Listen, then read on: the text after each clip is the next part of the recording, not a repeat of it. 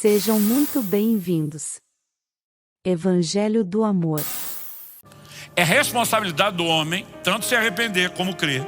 Tanto que Jesus prega usando o imperativo: arrependei-vos e crede. Então, o homem é responsável pelo arrependimento e pela fé. Isso não significa que Deus o deixou sozinho e que Ele não ofereça recursos que colaborem no processo.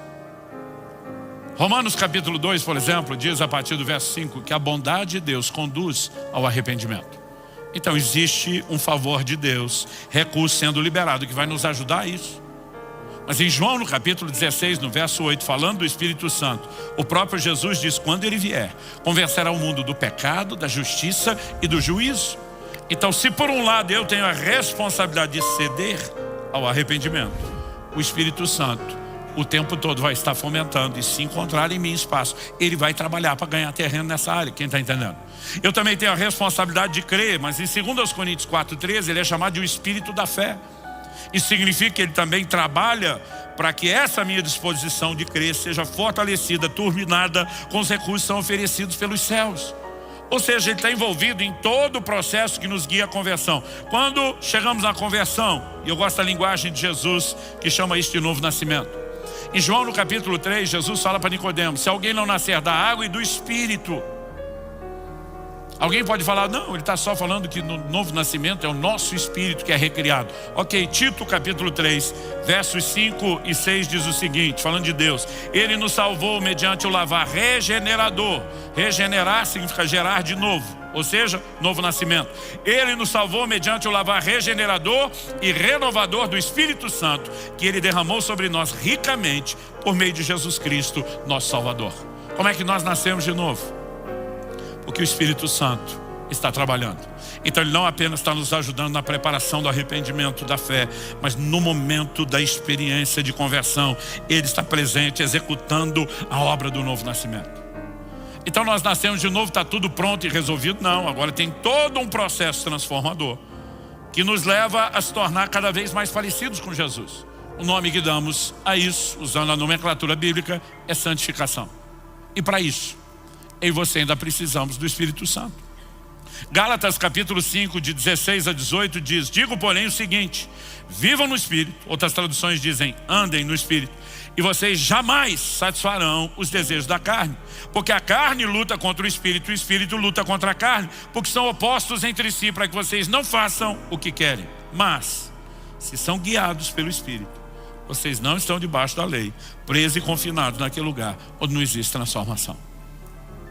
Então Ele não apenas trabalha o arrependimento e a fé, nos leva à conversão, ao novo nascimento, mas Ele trabalha todo o processo de santificação e de vitória sobre o pecado e sobre a carne, enquanto seguimos em direção ao alvo, que é sermos cada vez mais parecidos com Jesus. Mas enquanto ainda estamos sendo transformados, o Deus que não esperou que nenhum de nós ficasse primeiro perfeito para nos usar depois, Ele pede que a nossa salvação, que estamos vivenciando e desenvolvendo, que ela seja compartilhada, que ela seja transbordada. E Ele conta conosco para que a sua mensagem seja pregada, para que outros sejam alcançados, incluídos no reino de Deus. Mas para que a gente possa servi-lo, nós também precisamos da ação do Espírito Santo. E é num momento como esse que temos que lembrar da declaração de Jesus em Atos 1:8: recebereis poder ao descer sobre vós o Espírito Santo, e vocês serão minhas testemunhas, tanto em Jerusalém, como em Judeia, Samaria e até os confins da terra. Jesus está dizendo: até para me servir, para trabalhar para mim, vocês precisam do Espírito Santo. Então a pergunta não é se a obra do Espírito Santo é importante. Ela na verdade é vital, ela é essencial. A pergunta é: podemos alguma coisa sem Ele? E a resposta é não. E nós precisamos entender o nível de importância dessa obra, porque em todos os seus processos ela nos guia para o cerne, para o foco da nova aliança, que é viver transformação. Além disso, a segunda coisa que eu quero destacar para que a gente reconheça a importância do ministério do Espírito, é que uma experiência com o Espírito Santo, nunca foi, nem no ensino de Jesus, nem dos apóstolos, nunca foi opcional. Evangelho de João, no capítulo 14, Evangelho de João, capítulo 14. Eu vou ler os versos 16 e 17. Jesus diz assim: eu pedirei ao Pai, e Ele lhes dará outro Consolador. Algumas traduções dizem ajudador, a fim de que esteja com vocês para sempre. Eu vou pedir a gentileza de você repetir essa frase comigo. Diga: a fim de que esteja com vocês para sempre. Jesus segue e diz: é o Espírito da verdade que o mundo não pode receber, porque não o vê nem o conhece. Vocês o conhecem porque ele habita com vocês. Ele está pertinho aqui. Mas Jesus diz: e ele estará em, ou seja, do lado de dentro. Daqui a pouco Jesus está anunciando, as coisas vão mudar. E ele estará em. Em significa do lado de dentro de vocês. Eu não vou falar sobre isso ainda hoje. Esse assunto para as próximas ministrações. Mas eu lembro que, olhando essas palavras de Jesus, e eu comecei a prestar atenção nisso ainda adolescente. Então não era só imaturidade bíblica, falta de entendimento, né, teológico, era até de maturidade para a vida. E a sensação que eu tinha numa leitura que era emocional é que o Espírito Santo era uma espécie de step. O que eu quero dizer com step? Jesus está dizendo: gente, eu vou sumir um tempo.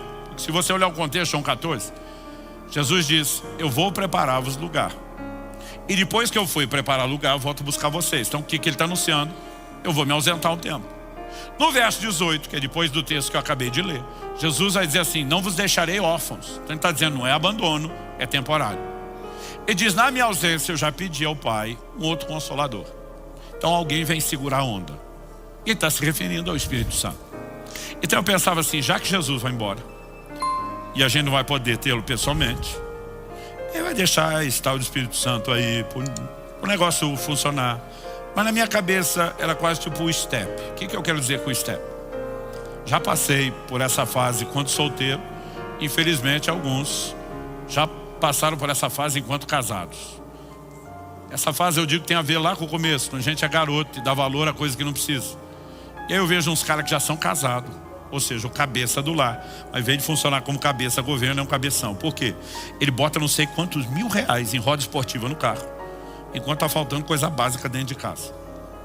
Mas o que é interessante, que mesmo fazendo essa façanha de não dar tudo que a família precisa para ele ter aquilo que ele quer, ninguém investe em 5 rodas. O jogo normalmente são 4, porque nós não estamos nem aí para o step. O step não vai aparecer. Salva um carro ou outro, a maioria fica guardado, escondido no porta-mala. Se tiver que usar, é só uma situação emergencial curta e breve, até que as coisas se resolvam. Na verdade, quando falamos do step, nem o pneu é lá essas coisas, que dizia a roda. Então na minha cabeça eu pensava no Espírito Santo meio como um step. Então Jesus está dizendo, ó, já que eu estou indo, vocês vão ficar sem ninguém até que eu volte. Vocês não vão estar totalmente desguarnecidos. Essa era a minha leitura. Um dia Deus usa as palavras do próprio Jesus para me corrigir. Em João no capítulo 16, eu vou ler o verso 7, depois do 12 a 13. Nosso Senhor diz: mas eu lhes digo a verdade, é melhor para vocês que eu vá. Porque se eu não for, o Consolador não virá para vocês. Mas se eu for, eu enviarei a vocês. Falei, pera. Conversa é essa, Jesus? É melhor para nós que o Senhor vá embora daqui? Jesus está dizendo sim, porque se eu não vou, o Consolador não vem. Então, olha a ordem ou a perspectiva que Jesus está apresentando as coisas. Jesus está dizendo, o Espírito Santo não vai vir porque eu estou saindo. Eu tenho que sair para que ele venha. E para vocês, é melhor que ele venha. Logo, nós não podemos imaginar que o que estão enviando é um step que vai baixar o nível. Quem está entendendo, diga amém. Mas Jesus não diz só que o Espírito Santo ia baixar o nível. Aliás, a palavra outro, no original grego, é outro igual em qualidade, do mesmo nível. Ele não está falando de ninguém que seja inferior. Mas nos versos 12 e 13 é o que Jesus fala. E aí vai fazer sentido a declaração do 7. É melhor para vocês que eu vá. Tenho ainda muito para lhes dizer, mas vocês não podem suportar agora. Porém, quando vier o Espírito da verdade, ele os guiará em toda a verdade. Ele não falará por si mesmo, mas dirá tudo o que ouvir e anunciará a vocês as coisas que estão para acontecer. Jesus diz, presta atenção, tem umas coisas para descarregar que nem eu dou conta de entregar e nem vocês têm condição de suportar. Mas quando o Espírito Santo vier, ele vai além de todas as limitações minhas e de vocês. E ele vai comunicar a verdade de uma forma e de um nível que ela vai penetrar profundamente em vocês. Sabe o que Jesus está dizendo? Ele não veio só manter o nível, ele veio para subir o nível. Quem está entendendo, diga amém. Sabe, as pessoas desmerecem demais a importância da obra do Espírito Santo. Outro dia alguém me falou, Subirá, eu acho que você supervaloriza. Eu falei, aprendi com Jesus. Foi ele que disse, convém que eu vá para que o Espírito Santo venha, que é melhor para nós. Você acha que ele está valorizando ou não? Aliás, em Mateus, no capítulo 12, você vai ver Jesus dizendo o seguinte: se vocês blasfemarem contra mim, o Filho do Homem, a gente se resolve, dá para perdoar. Se blasfemar contra o Espírito Santo, deu ruim para sempre. Não haverá perdão nem nesse mundo, nem no vindouro. Jesus não está apresentando o Espírito Santo como uma pessoa melindrosa, que não consegue perdoar como ele. Nós vamos falar sobre isso ao longo do mês. Jesus está mostrando que existe algo tão vital na pessoa e na obra do Espírito Santo, que quem desconecta daqui está perdido. Nós precisamos entender a importância da sua obra, porque sem a valorização da sua obra, nós nunca buscaremos ou nos exporemos aquilo que ele tem para fazer em nós, como deveríamos fazer. Em Lucas 24, 49, ainda falando de Jesus, agora ele já morreu, ressuscitou, está comissionando os discípulos a pregar pelo mundo. Ele diz assim: eis que envio sobre vocês a promessa de meu Pai. Permaneçam, pois, na cidade, ele está falando de Jerusalém, até que vocês sejam revestidos do poder que vem do alto. Esse é o finalzinho do último capítulo do Evangelho de Lucas, quando inicia o livro de Atos, que foi escrito pelo mesmo Lucas. Aliás, a gente brinca, é o tomo 2. Ele escreve para o mesmo Teófilo, tanto o Evangelho dele como o livro de Atos. Lucas começa exatamente onde parou. Atos capítulo 1, versos 4 e 5. Falando agora de Jesus ressuscitado, que por espaço de 40 dias aparece aos seus discípulos, orienta eles nas coisas concernentes ao reino de Deus. Eu gosto de dizer, calibra a doutrina deles. O texto diz assim: e comendo com eles, deu-lhes essa ordem: não se afastem de Jerusalém, mas esperem a promessa do Pai, a qual vocês ouviram de mim. Porque João, na verdade, batizou com água, mas vocês serão batizados com o Espírito Santo dentro de poucos dias. Jesus diz: ninguém arreda o pé daqui, ninguém vai a lugar nenhum. Não ouse fazer nada nem do que eu mandei, antes de serem revestidos do poder do Espírito Santo. Nenhum de vocês vai poder fazer nada sem ele. E diz: essa é a promessa do Pai, eu vou garantir que ela se cumpra. E vocês precisam entender que essa provisão precisa ser experimentada para que a obra de Deus seja realizada. Quem está entendendo, diga amém. Então não é só o ensino de Jesus nos dias do seu ministério terreno, não é só o que ele falou depois de ressuscitado, mas ainda com seus discípulos antes de ser assunto aos céus. Depois que ele foi elevado às alturas, assentou-se à direita de Deus. Nós temos um episódio narrado no livro de Atos que é atribuído à palavra de Jesus. O próprio Senhor Jesus aparece a Saulo no caminho de Damasco. A conversão do que viria a ser o apóstolo, a conversão de Paulo é inquestionável. A Bíblia diz em Atos 9:9 que o cara fica 3 dias trancado num quarto, sem comer nem beber. Gente, para quem já fez jejum, sabe que os primeiros 3 dias são os piores. Principalmente se você pegar assim no repente, sem preparação. É aquela fase da limpeza, da desintoxicação do corpo. Agora, se você pelo menos está ingerindo muita água, você ameniza o processo. Agora, jejum sem água, absoluto, total, como a gente diz, é o mais austero tipo de jejum. Como diz uma moçada aqui da igreja, é punk, pastor. É hard, é pesado. Agora, o cara acabou de converter, está 3 dias no jejum mais severo de todos, orando, trancado num quarto. Eu não tenho dúvida de que esse cara teve um encontro com Deus. Só que enquanto Paulo está aqui, orando, Jesus aparece para um outro discípulo chamado Ananias. E na tradução da Bíblia, na linguagem de hoje, do pastor Luciano Subirá, minha própria versão, na verdade essa aqui é a versão mineira, Jesus fala para Ananias mais ou menos assim: Ananias, eu preciso de você. Eis-me aqui, Senhor. E diz: tem um servicinho. Preciso que você vá na casa de fulano, lá na rua tal, e que você procure por um tal de Saulo, apelidado de Tarso. Quando Jesus fala isso, o Ananias interrompe ele. Eu não sei o que é conversar com Jesus numa visão aberta assim. Eu fico pensando, o cara tem que ser meio abusado para interromper Jesus. Ele olha para Jesus e diz assim: não é flor que se cheire. Nós dois sabemos que ele veio para perseguir o teu povo aqui, está botando a turma na cadeia, está matando gente. É encrenca, Senhor. Eu imagino se a gente fosse falar as coisas na linguagem contemporânea dos brasileiros, talvez Jesus, pelo menos na descrição do meu relato, falaria mais ou menos assim: sabe de nada, inocente. Já apareci para ele, eu mesmo ganhei o cara. Fico imaginando o queixo cair de Ananias. Ele falou: ele está trancado 3 dias, orando, jejuando. E ele viu um homem, Ananias, entrar e pôr as mãos sobre ele. Ou seja, já mostrei que você vai, então agora você tem que ir. Eu quero que você leve para ele uma mensagem. Diga para ele que ele não vai pregar só para os patrícios, compatriotas dele, os judeus. Ele vai pregar para os gentios, ministério mundial, internacional. Eu vou colocá-lo como testemunha diante de reis, de governantes. E o cara sai pegando fogo para a palavra profética. Quando ele chega, olha o que ele explica para Paulo. Em Atos, capítulo 9, 17, está o registro. Então Ananias foi, entrando na casa, impôs as mãos sobre Saulo, dizendo: Saulo, irmão, o Senhor Jesus, que apareceu a você no caminho para cá, me enviou. Para quê? Para que indicativo de propósito? Para quê? Número 1, você volte a ver. A Bíblia diz que desde a visão de Jesus ele não enxergou mais nada. Ficou todos esses 3 dias sem ver. Foi guiado àquela casa pela mão por alguém. O Senhor me mandou aqui para impor as mãos, para que, número 1, você volte a ver. E número 2, fique cheio do Espírito Santo.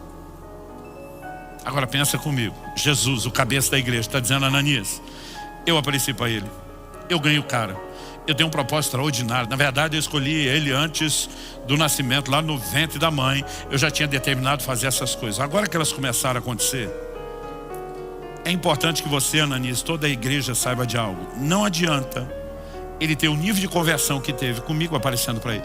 Não adianta ele ter o nível de resposta de consagração que ele está tendo, orando e jejuando de cara esses 3 dias.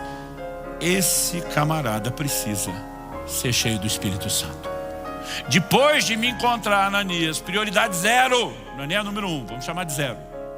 Ser cheio do Espírito Santo. Agora, honestamente, nós vamos tentar ousar sustentar uma teologia que colide não só com a Escritura, mas com os mandamentos do próprio Senhor da igreja. Como nos tornamos uma igreja que desvalorizou tanto a obra do Espírito Santo? Eu sei que eu estou generalizando e isso é injusto com alguns, mas ameniza, chega a ser injusto por nível de bronca que outros tinham que levar.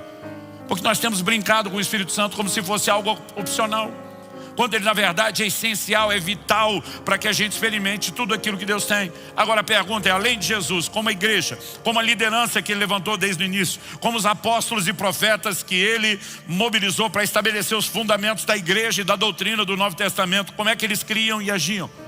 O apóstolo Pedro, na primeira pregação em Atos 2, eu não sei se ele não terminou fazendo apelo ou se interromperam ele antes, mas alguém pergunta: o que é que nós vamos fazer com isso tudo que você está falando?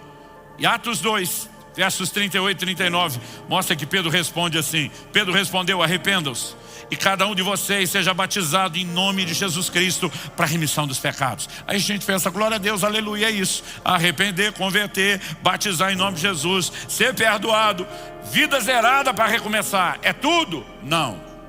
Ele depois dizer: sejam batizados, recebam, a remissão dos pecados. Ele diz: e vocês receberão o dom do Espírito Santo.